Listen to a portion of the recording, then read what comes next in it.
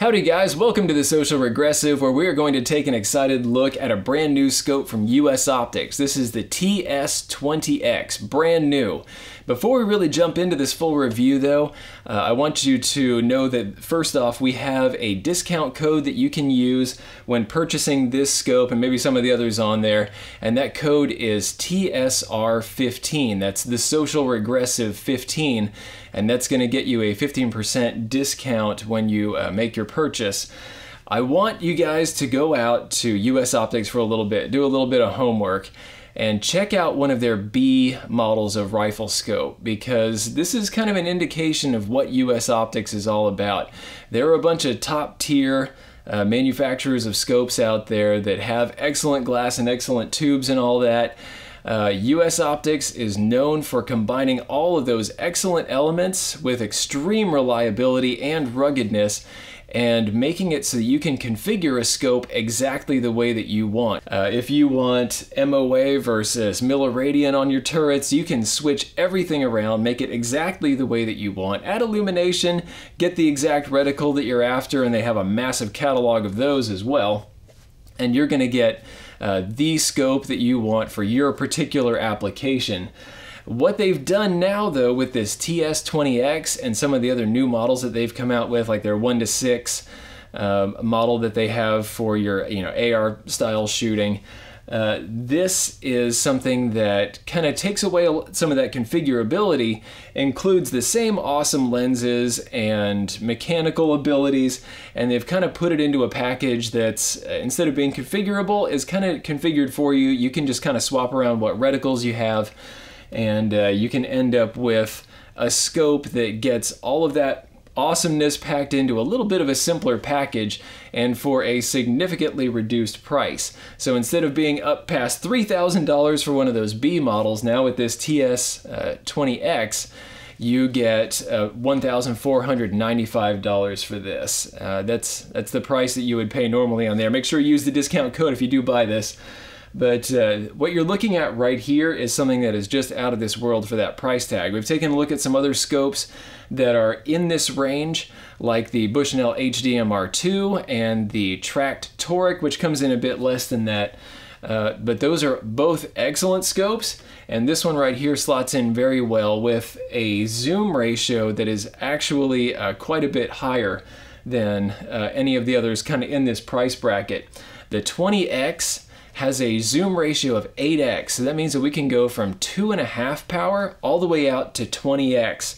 That makes this a fantastically usable scope in a variety of distances. So we're looking at, basically really close up and personal out to some extreme distances. If you want to be able to hit some very small targets out at very long ranges, this scope is set up for you, and as are the reticles. We're going to take a close look at all of the parts and the features and specs of this here in a second, but first I wanted to roll in some footage of a test that I did out at the range. Hey. That magazine still needs a little break-in. I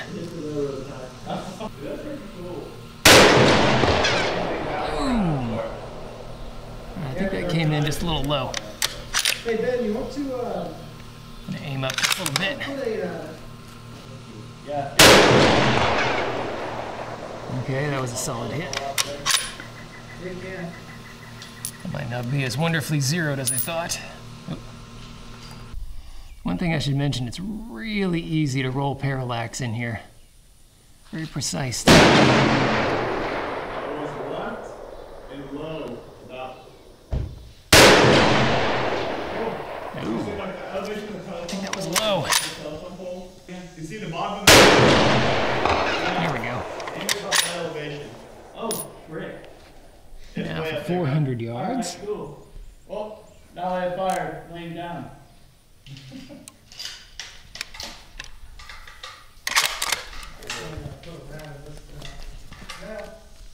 You want to cash? Okay. Yeah, these are all coming in a little low. My ballistics chart might be off. I'm not sure how much. Oh, you got that in.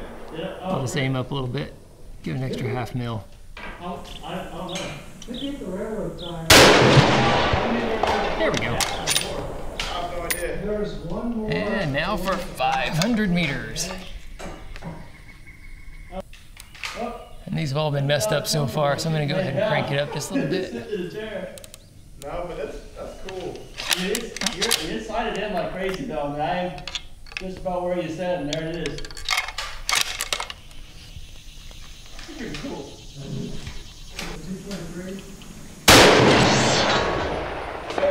Bing! Easy enough. Okay. So either my zero is off a little bit or my ballistics are. Could be any of the above. I know that there is a difference between what we actually shot at a mile and what we got, but at these intermediate distances, that really shouldn't be an issue. I think it's just how I'm zeroed. This is my first real outing with this, so I think it's off.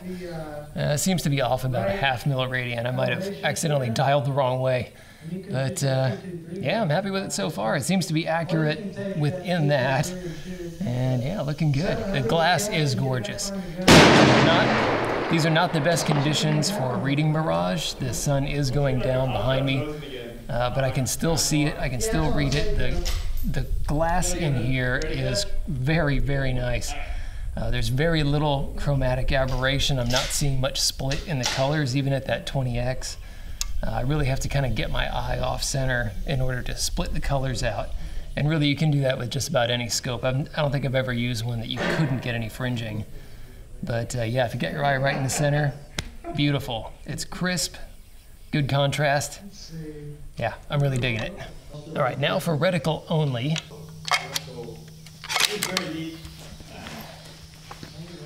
So we're looking at 0.5. Not very comfortable. It's not comfortable at all. Mirage a little bit from the left. So look at that. Boom. Takedown. And then look at Piggy's at 300. like right at the bottom left of that. Actually, let's make it 325. It's going to be 1.2. Which one do you see? You see a little still to the right? Got a little bit of wind from the right, reading the Mirage. Boom! Dead center. At 400. We're looking at 1.7. Oh, that's right, I'm not dialing. Yep, still got some wind from the right, about 5 miles an hour. I'll give her a go. Bang! I like the reticle. It's dead on. Still reading some Mirage from the right. About a 5 mile an hour wind.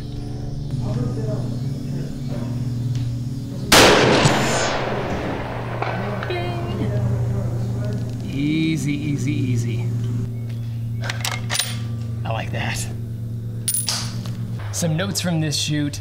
This glass is wonderful. At first, just kind of messing around with it in the garage, I didn't quite know what to think, but being out here actually on the range, love, love, love this scope. It seems to be very precise. The reticle is, you know, it is a little bit bulky at 20x because it has to be thick enough to still work way down at 2.5x. But I have no problem with realistic size targets out there. And everything just shows up so darn well. Whoever painted those rams this olive drab color, thank you very much. It just shows up crystal clear through here. I had some problems with iron sights earlier, but with this, nothing. The contrast is great, colors are great. Love, love, love the scope just after this first outing. This is really good. Let's talk about the accessories that came inside the attractive and simple black box. You have a microfiber lens cloth, very nice. And then this is the wrench and set screw that you will need to be able to set the zero stop in here. If you want to see how to use that zero stop, we'll talk about it here in a sec. I'll show you the parts. But everything also comes inside this manual. It's actually a really good manual. It has full color photos letting you know how to use each of the features on here. It goes into detail about, yeah, basically everything. So you should know how to use this scope once you're done. And then in the box you also get a US Optics sticker for your car, your case, And then this right here is probably the best part of all of it. This is an inspection checklist, which has been hand signed off, letting you know that somebody has actually personally tested all of the various functions on this scope and verified that everything is in its correct place. And this right here is, that's worth some of that price of entry. This is really nice to know that somebody who actually knows what they're doing has gone through and checked the whole thing out. That's a nice little US Optics touch. I did almost forget one accessory, and that's these flip scope caps. So you have one for the ocular and one for the objective, and they do the job just fine. One thing that did not come in the box is this mount or any kind of rings, and you're going to need some 34mm rings or mount to get this on your rifle.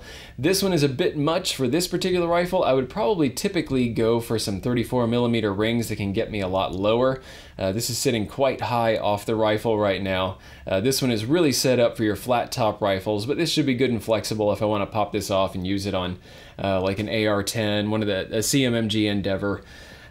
This right here, the mount, first off, that I should mention, it's very lightweight. It looks like it's really busy, has a lot going on, but a lot of this is actually skeletonizing going on through here. They have removed a whole lot of material that you would normally get on one of these mounts, and it is just aluminum all the way around until you get to some of these tensioning pieces, which are going to get into the steel. It's also a quick detach mount. The first time I saw this was at the Iraq Veteran 8888 shoot, where they had this on some AR-15s and some other AR-style rifles.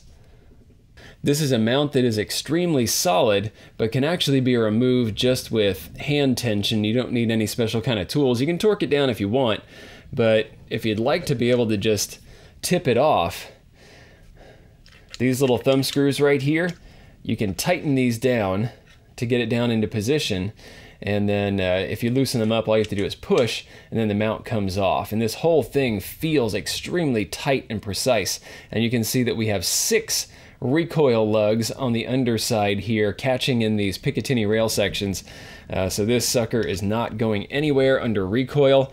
Even before I tension these screws down, it just feels very, very solid and like it doesn't want to move. Of course, I can take it to that full limit by tightening these down, and yeah, it definitely will not move.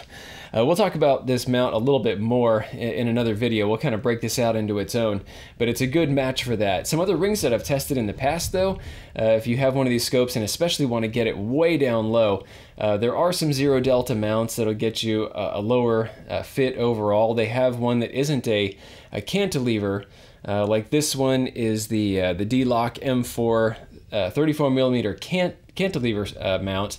But then they have some that are more of the standard, and they're going to sit, you can get some that at least sit a little bit lower. But check out the Weaver rings as well. They're not very expensive, and in my own testing with some very good rifle scopes, they function very well, and they're probably about the lowest that you can get for 34mm. There are a couple out there that might get about as low, but they do sit quite low, and it's going to get your bell of your scope down closer to your barrel, get this down closer to where your eye is actually going to be. Something to think about. Now let's talk about everything mechanical, because once you get behind this rifle scope, it really starts to come alive. This is where the feature set turns into something that's actually usable, and it all kind of starts with the feel. It seems like everything was kind of designed around the feel of how this should work first, and then they kind of worked backward to make it happen the way that they wanted it to feel. Everything has just the right tension.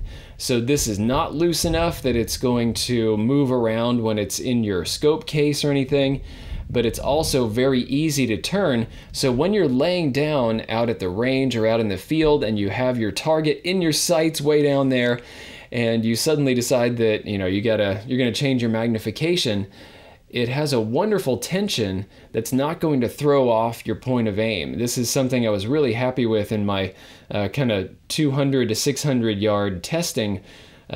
You just very easily turn this by hand and you don't lose your image through the scope at all. And that kind of applies to all of the various controls on here. Like I pointed out already, this is a 2.5 to 20x. and you don't have to crank it really, really far to get it between those 2 points. It's about a 90-degree throw, or excuse me, a 180-degree throw all the way around. But remember, that is a massive zoom range. That's 8x all the way around. Over here, we have 2 different knobs here on the left side, normally where your parallax adjustment would be, and here it is. This is also fairly easy to turn. You do get a bit of tension, so it's not going to wander very easily, but this is another one that's very easy to hand turn out in the field. The outside knob here is for the illumination in the reticle, and this goes, you can go all the way around from 1, or you can go immediately to the highest, which is 11, and that just cracks me up. I love how many scope manufacturers and red dot manufacturers have the illumination go to 11. That's just wonderful. Up top, we have the turrets, and these function just the way that you want them to. Now, these are not locking turrets, but these do have a very good feel to them and a good click. You can hear it. You can feel it, and this is just what a turret ought to be. And it's very consistent across both of these. Sometimes on some scopes, you'll get an elevation turret that feels a little bit different than the windage, but these are both very consistent, as you might expect from a premier maker of optics. And you can see that these are exposed turrets. The one thing that I would add, if I could have my druthers, these do actually track up and down as you spin them, but you'll note that there are no graduations on the face over here, so you're not going to be able to see how many you've dialed up or down. And if I could add anything, it would be that. That's I think that would be a nice useful feature, because a lot of the folks that use this scope are probably going to want to do some of that longer range shooting, because this has all the capability that you need to get out to those longer distances. You have a lot of elevation adjustment, and it'd be nice to be able to track along with that, especially once you see how the zero stop works on this. And actually, to get at that, it's a very simple matter to, first off, re-zero the scope. You just get this one screw notch up top for a regular screwdriver, and when you remove this, you just lift the cap and you can spin it around to your zero position and plop it back down. I'll show you that right here. I'm going to use a specialized tool. One of the nice things about a lot of these single screw turret caps that we have here is that they're either going to accept a piece of brass, like a 6.5 Creedmoor that I've got right here, or a coin, and it's actually going to deal with this a little bit better than it will your average screwdriver, just because it kind of has a semicircular notch cut out of it.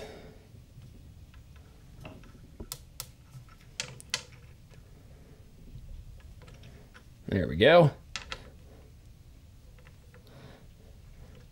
And you actually stand less of a chance of maybe damaging the finish if you're using brass rather than steel. Okay, so at this point, if I wanted to re-zero this, I could just turn the cap. It's actually nice and loose now. This does not work by splines. A lot of the competitors right now are using splines to kind of mate up this turret cap with the actual turret on the underside, but this one uses more of the floating point. Each of them has their own good things, their own bad things.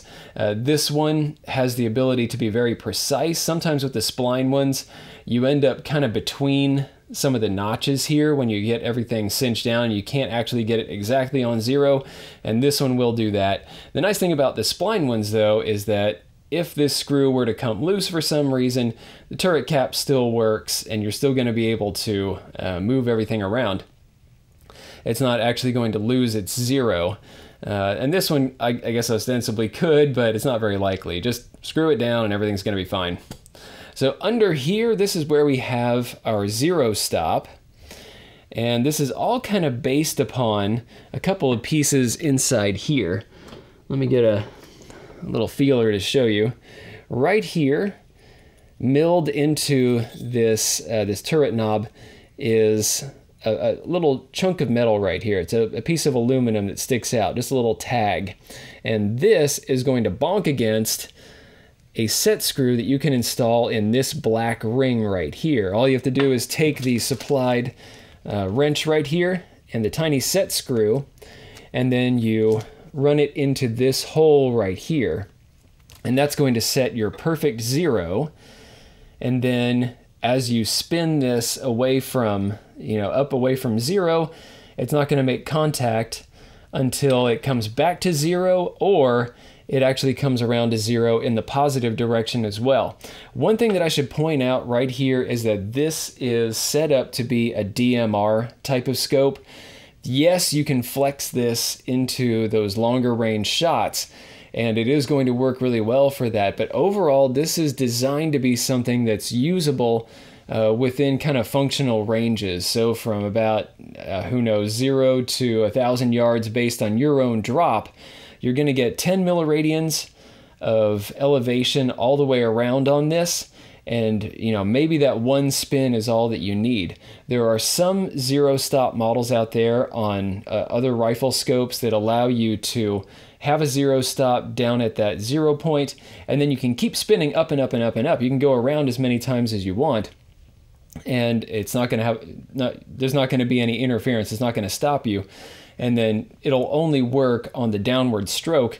This one is designed to only get you around on one turn. So as long as you're within a little bit less than 10 milliradians and you're okay with that, you can set that 0 stop. And that's going to be, like I say, just fine for a DMR type rifle scope. Most of us, however, might want to leave it off in case we do have to get into those longer ranges. So yeah, totally up to you. If you want to limit yourself to about 10 milliradians, you can. If you want to keep everything a little bit more loose, more flexible, you can do that as well. To tighten the knob back down, it's not going to require much tension. So just keep it finger tight. Don't get crazy with torquing this down or anything. And that should do it right there. Yeah, and we're back to our nice palpable and audible clicks. If I had my druthers, there is one other little thing that I would change right here, and that is on the windage knob to indicate which is right and which is left, which is going to shift that point of impact left or right. And you can see that we have 1 milliradian, 2 milliradians marked right there. And then as we crank it around this way, we also get that 1 and 2 going the opposite direction, but there's no indication of L or R. I think that'd be a nice little addition to put in here. For myself, I hardly ever use any kind of markings on the inside of the turret housing right here. So I don't need any graduations on this one really. And I think most people probably won't miss them as well. But yeah, it would be nice to have them on the elevation turret. There's just one moving part left to deal with, and that is the eyepiece. This has one of the European style fast focus diopter adjustments right here. And this one is quite stiff the way that I want it on a rifle scope like this. I don't want this one to be able to drift easily. I want this to take some real work to be able to turn this around, and thankfully it does. Because if I get my perfect diopter set, I don't want this to be floating around accidentally in the case. So this is one where they have left some tension inside there, and I'm very pleased with how they did that. They really have thought out everything on this scope, the way that it feels, the way that it works. It's something that once you get out in the field, you really start to appreciate all the little extra things that they put into here. It's not just a collection of features, but it is something that just works when you get down on the line and start taking those shots. As you might expect, inside this 34mm tube is a first focal plane reticle, and this is going to be a nice glass etched one that has a whole lot of detail to it, and you have some options here. You could go for the MD MOA, which is going to be MOA all around on both the turrets, and then you're going to have a matching MOA reticle on the inside. That one is a little bit on the simpler side. You have, I think it's 40 MOA of elevation below your central crosshair, and then you have, I think it's 30 off to the side, something like that. I'll provide an illustration here. But this one that we're looking at the time of release, there were those two options. There was MD-MOA, and then there's the Gen 2 XR. This is kind of a smaller Christmas tree that gets you out to 10 milliradians, and then on the vertical, and then we have 10 milliradians off on the sides, and we have that kind of Christmas tree going on so that we can get proper hold off for those quick shots. I mentioned that this scope is really set up to be a DMR type of scope so that you can quickly take shots at kind of intermediate to middlingly long distances, either by dialing up top if you have the time, or if you want to very quickly make your shot, then you can use the reticle to get it done. And in my testing, I did both. There are two other reticle options available now. At first, there were only those two, the Gen 2 XR and the MD-MOA, but now we have the JVCR and the MGR, and I'll provide images here so you can see how these two work. And these are going to give you some extra options if you want to be able to favor a certain style of shooting, something that's going to work for you. Some of us want a bit more simplicity and maybe want to be able to dial instead of hold off. I myself really love a big Christmas tree reticle. I love that Horus H59 and anything that's kind of based on that sort of reticle style. That works out for me really well. It's what I kind of got used to out shooting prairie dogs, is using a lot of hold off, because you have to be able to deal with your shot very quickly, and maybe you don't have time to dial. So yeah, your own pick. If you're a dialer, pick one of these that's going to work for you. If you are someone that wants to hold off and maybe kind of keep everything locked down, there are options for you as well. Using either the turrets or the reticle proved to be exactly the same experience. They both work out perfectly well. And one of the reasons why they've kind of truncated the Christmas tree here, instead of like what you get with the Horus H59 or the Tremor 3, where it just continues on down into infinity, this is a pretty unique scope in that it has such a massive zoom range. This is an 8x zoom ratio, 2.5 to 20x.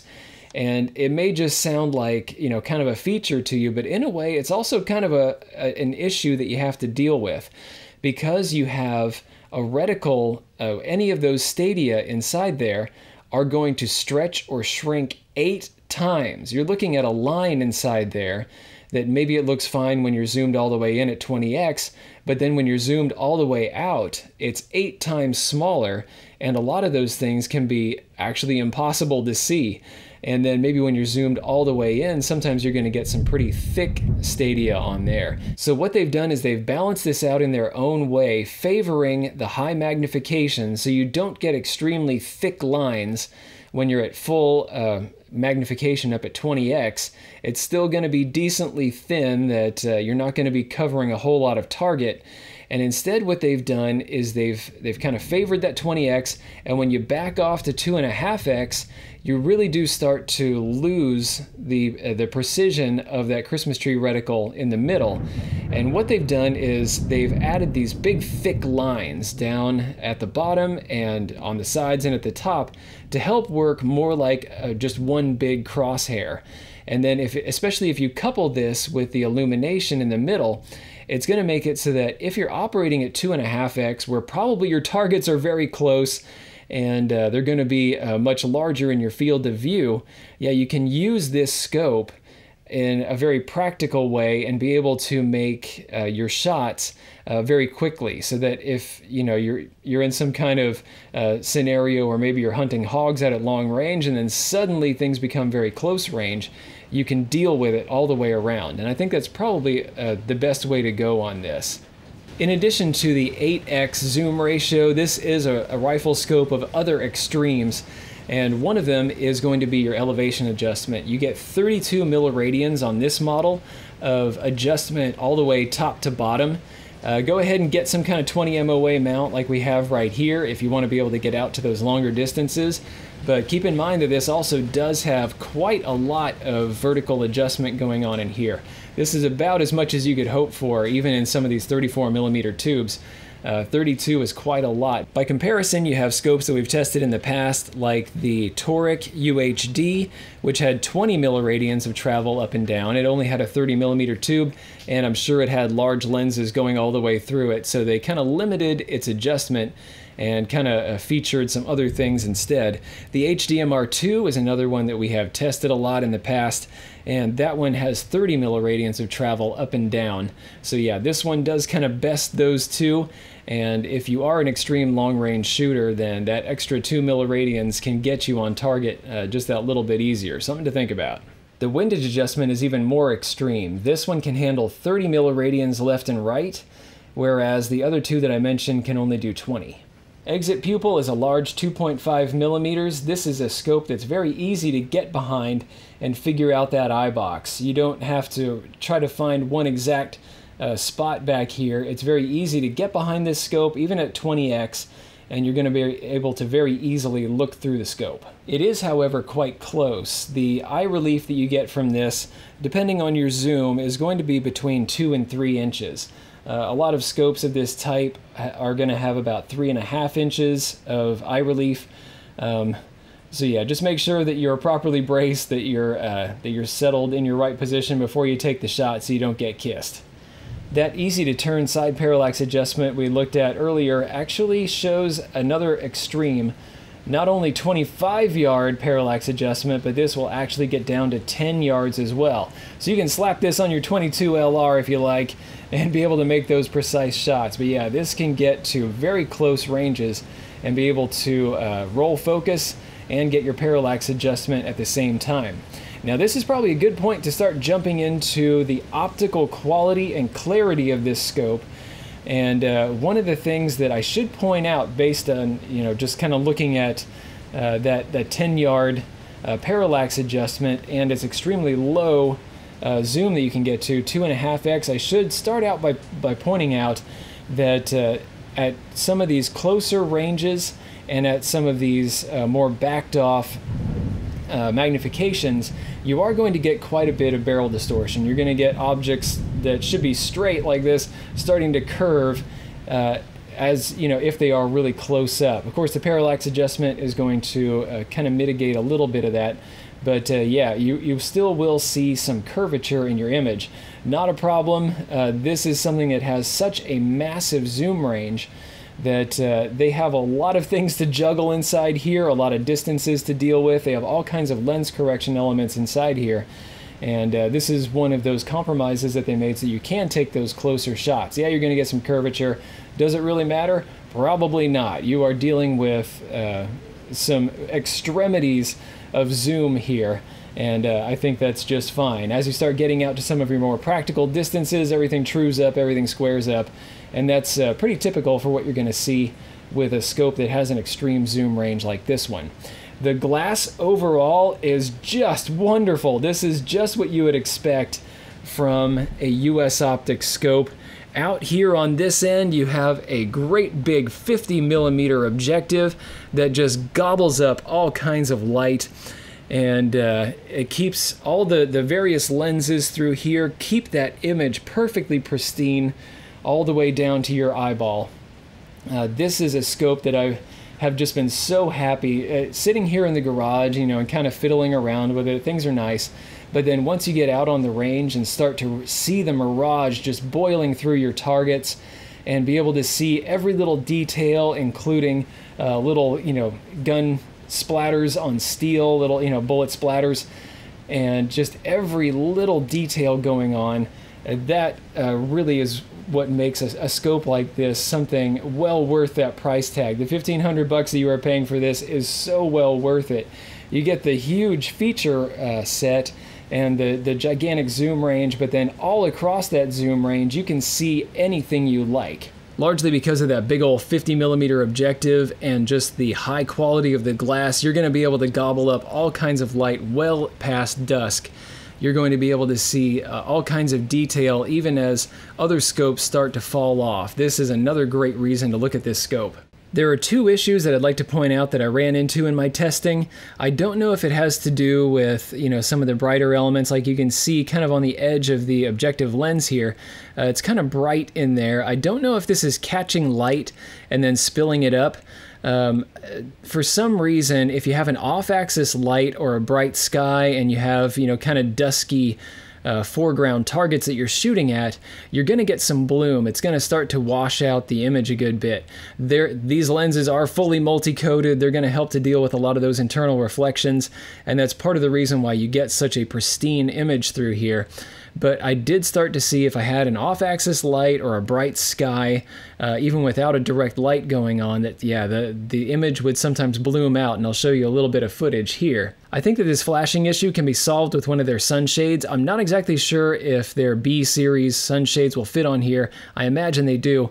This is threaded right here, and we can probably pop one of these on there.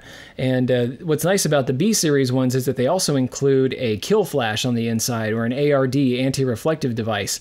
So you can kind of get into a little bit more stealth mode as well if you want to add one of those on there. Another thing that I did run into with the reticle, and this is kind of strange, it didn't affect the image overall. It only seemed to affect the view through the reticle. Let's say at 20x, I can see the 8, the number 8 down there in the reticle, and to me, it looks like it's kind of blurred. It's sort of streaked. It's like there's sort of a strange astigmatism, but it only affects the reticle. This is something I guess I've seen a little bit on some scopes before. As you start to get toward the extreme edge of the image doesn't actually break down. The actual targets and everything downrange, the image is perfectly crystalline from edge to edge, no problem there. But for some reason on the reticle, you start to lose some focus. It starts to blur out a little bit, and it starts to kind of push out toward the edge. It's like a tangential astigmatism. This is something that I noticed on like the 8 here at the extremes.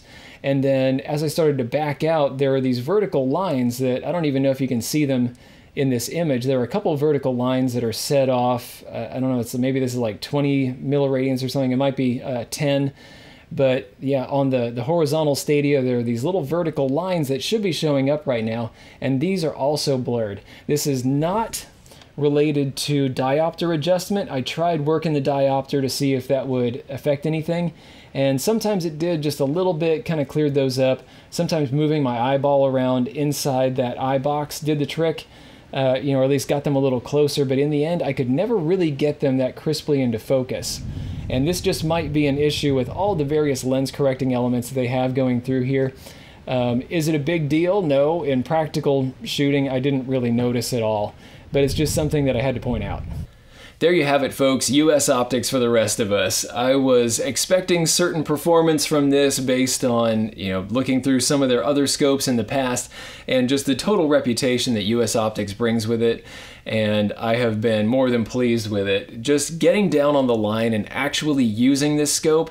Sometimes you look at a feature list on anything, like maybe it's a car, a knife, a gun, anything, and you look at the feature list and it looks like it's all there, and you get on the line and it's like, this is not that. This one really came alive when I got down and started actually using it. This is a fantastically usable scope from some of those closer distances out to the farther ones. You have so much adjustment range, you have so much reticle, and just a brilliant thought process that went into the whole thing. And this is one that I think is going to be useful for a very wide variety of applications. And since we do have that slightly less weight than we get with some other competing models, this is one that you could perhaps think of using for your long-range hunting. You could stump around with this a little bit better, and maybe than some of the competitors, and be able to get those long shots on game if you're out in the Rockies or out in the plains. There are lots of folks that poo-poo some of these longer shots, but if you got a rifle that can make it and you got a good scope like this one, sometimes those are the shots you got to take, and this is really going to get the job done. Make sure if you do want to buy these, use that discount code. That's TSR15. And thank you to everybody that has made this test possible. Thanks to US Optics for sending the scope out for me to play with, for one thing. And thank you to patrons of the Destructive Arts that have kept the lights going, kept the cameras rolling, and allowed me to get out and test some of these items for you. We have some budget scopes coming up pretty soon as well, and you can thank a patron of the Destructive Arts for helping to provide those reviews. Thank you to Sportsman's Guide at the 338 Lapua Magnum level and Stan and Mary at the 338 Lapua Magnum level. Thank you to Peter at the 300 Win Mag level. And if anybody else wants to chip in $1 or $2 a month to keep videos like these coming, I'll put a link down below. I'll see you guys around. Thanks for watching. If you liked this video, be sure to like, share, and most importantly, subscribe. Even if you didn't like this particular content, go ahead and subscribe. There's probably something coming that's more up your alley. Check out this playlist right here. This is going to have videos in a similar vein to what you just watched. These 2 videos we cherry-picked for you. And finally, The Social Regressive is on Patreon. So, you can become a patron of the Destructive Arts and earn some goodies while helping us to provide high-quality videos just by kicking us a few bucks a month. Thanks a bunch for your patronage.